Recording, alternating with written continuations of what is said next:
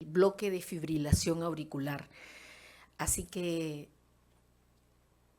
los que son de casa, que veo bastantes, siéntanse en casa, y los que no son de casa también siéntanse en casa, porque generalmente no tenemos la posibilidad de acribillar a nuestro jefe con preguntas. Así que vamos a comenzar. ¿Puedo? ¿Alguien en el auditorium que desee hacer una pregunta? Bien.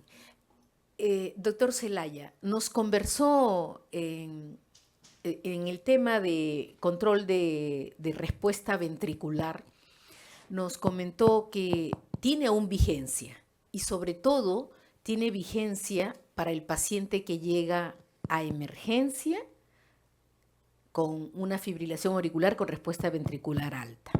¿Cuáles son las ventajas del manejo del control de frecuencia en el paciente agudo, en el paciente de emergencia? Como se mencionó, es importante ver el escenario en el cual se presenta el caso agudo, ¿no? Ver primero la estabilidad del paciente, que es lo preponderante para ver qué es lo que tenemos que determinar. Está claro, un paciente con inestabilidad hemodinámica, pues hay que cardiovertir inmediatamente. Ante un paciente que tolere, pues tenemos todas las estrategias para controlarlo, desde simplemente controlar frecuencia de la fibrilación auricular. Tenemos a la mano, si tenemos datos de cuál es la fracción de eyección, la enfermedad, la comorbilidad que tiene el paciente, si tenemos a la mano para poder estratificar con algún examen inmediato, pues nos va a permitir orientar mejor el fármaco a elegir. Nuestro medio, pues, disponíamos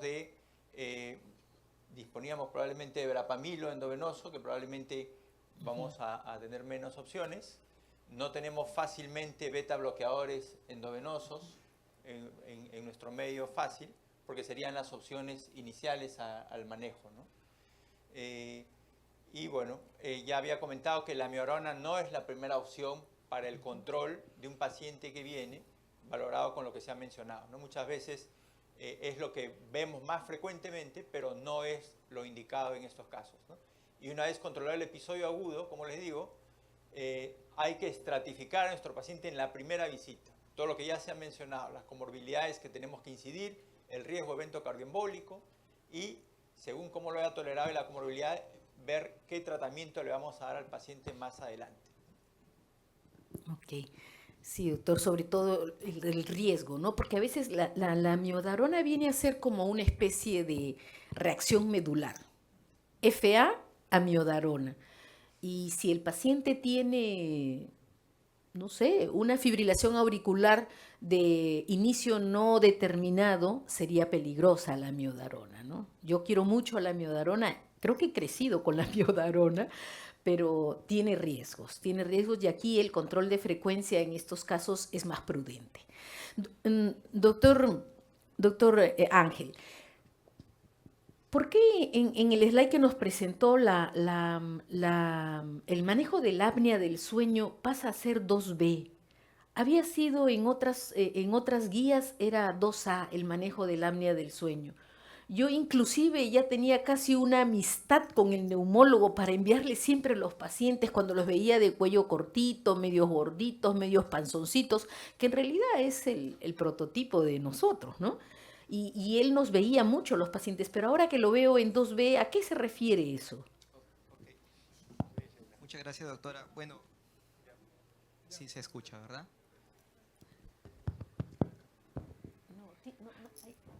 Bueno, en cuanto al manejo del apnea del sueño en estos pacientes, como usted mencionó, es bastante frecuente y lo demuestra la literatura, lo demuestran estudios grandes, epidemiológicos. Ha pasado a 2B quizá por el volumen de pacientes, quizá porque no hay un poder estadístico suficiente o porque el seguimiento es corto. Entonces, debido a esto, también me llamó la atención esa recomendación. No hay un gran dialetorizado prospectivo controlado como nos gusta a los cardiólogos que exista, pero lo que hay son estudios pequeños y en sumatoria pues no alcanza como para hacer una recomendación fuerte. Pero en la práctica lo vemos. En la práctica vemos pacientes que tienen apnea del sueño a veces no diagnosticada y que muchas veces con el CPAP, inclusive controlan síntomas y no digo que puedan quedar ahí, pero ayuda al manejo, ¿no? Entonces quizás sea por el volumen de pacientes que hay en esos estudios cortos y por el seguimiento, ¿no? Ok. Hay también una relación, ¿han encontrado ustedes en su práctica diaria la relación entre la cirugía bariátrica, por ejemplo, que ahora está muy, muy de moda, y la aparición de fibrilación auricular? Sí, la asociación cirugía bariátrica más ablación en estos pacientes pues van mejor como se demostró en los slides, pero como recalco, no es es que es muy difícil hacer un doble ciego si es que es cirugía bariátrica. O sea, de ahí que viene la primera observación. Pero empezando que para que llegue a cirugía bariátrica es todo un equipo. No solamente es porque profesional lo determine, sino debe haber un equipo de nutricionistas, psicólogos muchas veces, los mismos cirujanos, los cardiólogos, endocrinólogo, etcétera, donde haga un manejo integral. Pero también busqué y pues no hay un prospectivo hasta el momento de cirugía bariátrica. Sabemos que en información retrospectiva sí van bien estos pacientes. Ok. ¿Alguna Ahí también pregunta? para ¿Sí? complementar esa parte, también no se ha podido valorar el impacto porque tampoco no hay una técnica estandarizada que permita hacer la comparación ni un seguimiento apropiado, ¿no? Para ver el impacto de eso. Porque de todas maneras ya se ha demostrado el impacto de la obesidad en la recurrencia y en los resultados de la posablación, ¿no? Es verdad, no hay una técnica estandarizada, ¿no? Sí, es verdad, es verdad. ¿Tienen alguna pregunta?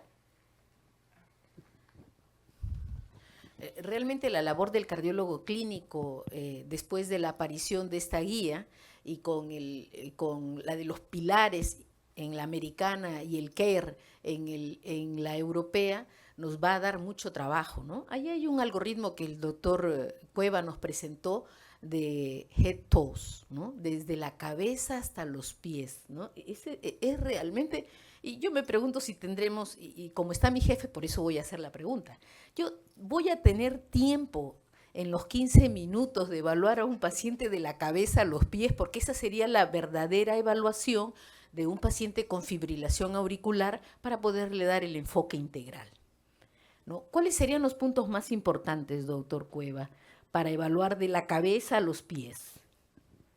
Primero que el paciente entienda por qué tiene la arritmia, ¿no? Porque es una pregunta frecuente, ¿por qué me da la arritmia? Y en realidad es por una sumatoria de factores de riesgo. Poco a poco van incrementándose estos.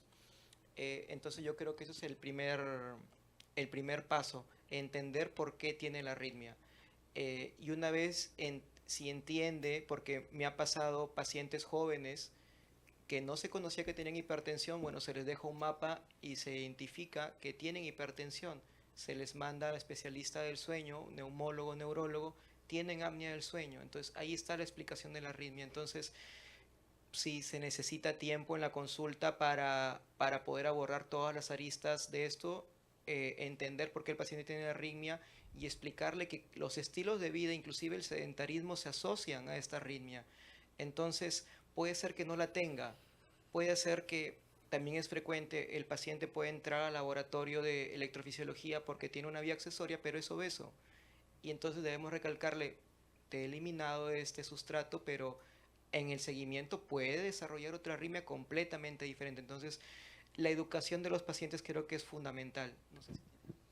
Sí, concuerdo con lo de Ángel, lo que les he estado mencionando Carolina. Dos pilares importantes acá. Uno es la conciencia de enfermedad que debe tener el paciente. Muchas veces hay la expectativa, o vienen al laboratorio, al sector a arritmias, con la expectativa de que la ablación los va a curar y que ya no necesitan más tratamiento, incluso que ya no necesitan ni anticoagulación. Y es graso error. Por eso lo principal es la toma de conciencia de la enfermedad, lo crónico que es y los cuidados que debe tener. Y lo otro que mencionabas, a lo que preguntabas Carolina, es, insistimos, el trabajo integral donde no solamente depende del electrofisiólogo. Esto viene desde el médico general, del cardiólogo general, donde debe estar orientado no solamente a tratar de manejar, como digo, la arritmia en sí, sino todos los factores todas las comorbilidades, la hipertensión, la diabetes, porque si no se hace un trabajo integral y el paciente no toma conciencia de su enfermedad, podemos hacer una muy buena ablación, pero el impacto, el resultado a mediano y largo plazo no se va a obtener y no se va a tener esos beneficios, ¿no? Ok, muchas Solo, gracias. Carolina. Sí. Bueno, mi pregunta iba a ser un comentario y una pregunta. Justo a lo último que habló, ya en el mundo existe unidades de fibrilación auricular. No solo implica, obviamente está centrado en el paciente, no solo electrofisiología o cardiólogo clínico, nutricionista, deportólogo, hasta un coach que va a orientar al paciente, el endocrino. O sea, es un manejo multidisciplinario para poder tener mejores resultados en esta patología. Ahora mi pregunta va, en la clínica, o paciente, cardiología clínica, tiene un paciente obeso, fibrilación auricular. ¿Qué opinan ustedes? ¿Baje de peso si no le mando al electrofisiólogo? ¿O qué deben hacer los colegas en este paciente? Porque ponerlo a dieta le puede implicar, mientras el paciente asuma que tiene que bajar de peso, puede implicar 1 año o tal vez más, hasta eso progresión de enfermedad. ¿Cuál es vuestro comentario al respecto? Esa es una interesante acotación. Como lo mencioné, sí podemos llevar a ablación de manera precoz, sobre todo hay evidencia que cuando se diagnostica la arritmia y se hace ablación dentro del primer año, pues los parámetros van a ser favorables, va a haber menor tasa de recurrencia. Entonces, sí se podría hacer, doctora, creo, pero con una concientización del paciente, educación y sobre todo esta palabra que quiero que se transmita, compromiso. O sea, vamos, mientras llega a hacerse la ablación, porque ninguna ablación, sobre todo de FA, es una urgencia. O sea, a ningún paciente se le diagnostica y ya se va a hacer mañana, no, sino que va a haber un interín de tiempo en ese tiempo, pues que trabaje en los factores de riesgo cardiovascular para que llegue en mejores condiciones, ¿no? Pero no se le puede diferir, no se le puede contraindicar. Sí, recordar también la parte logística y, como decimos, el mundo real, ¿no? Estos trabajos de beneficio son cuando intervenimos dentro, por decir así, del año, ¿no? No es como otras arritmias en donde, aparte que el resultado puede ser inmediato y efectivo y una ablación, digamos, en la siguiente semana, pues puedo tener un impacto. Acá, por lo costoso que es todo esto, acá tratamos de brindar en los procedimientos, estamos tratando acá en la institución de brindar todo lo que consideramos tecnología punta. Ahora que vamos a estar incorporando las imágenes de eco intracardíaco, pues es un costo que demanda. Para que tengan una idea, estamos tratando desde hace 4 o 6 meses de hacer 8 casos por mes. Eso nos hace la institución, por ejemplo, tener una lista, un tiempo de espera en pacientes que no tienen alguna prioridad, tener de 14 a 20 meses de espera, ¿no? Entonces, es un tiempo suficiente para poder intervenir y que lleguen las mejores condiciones en un procedimiento electivo. Ahí remarco de que hay algunas condiciones en donde nosotros debemos identificarlas porque deberíamos darle prioridad para ofrecerle un procedimiento de ablación cercano. ¿Cuáles son 2? Las hemos mencionado y, por ejemplo, el caso en vivo ha sido un ejemplo de eso. Pacientes que tienen bradiarritmias asociadas o taquibradis, en donde podemos diferir o retrasar o eliminar la indicación de estimulación, es un criterio de prioridad que debemos identificar. Y lo que ya se mencionó, pacientes que empiezan a desarrollar taquimiocardopatías importantes, son pacientes que no debemos esperar un manejo electivo, son personas que debemos intervenir y ver las formas o canalizarlos.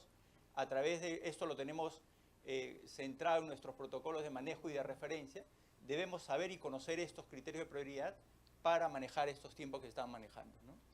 Esta nueva tecnología que nos ha puesto en conocimiento, que todavía no la disponemos en el país, de campo pulsado, es una tecnología que puede, a la larga, a medida que se haga más masivo, reducir costos, reducir tiempos de procedimiento y nos permita atender a más pacientes que puedan beneficiarse, que podamos tener incidencia en la evolución de esta enfermedad, ¿no? Bien, ¿alguna pregunta del auditorio? En nuestro programa tenemos para las 2 de la tarde un simposium, pero este simposium ha sido postergado para el día de mañana. Entonces, tenemos todavía unos minutos para conversar algo sobre ablación de fibrilación auricular. La doctora González nos ha traído unas cuantas preguntas.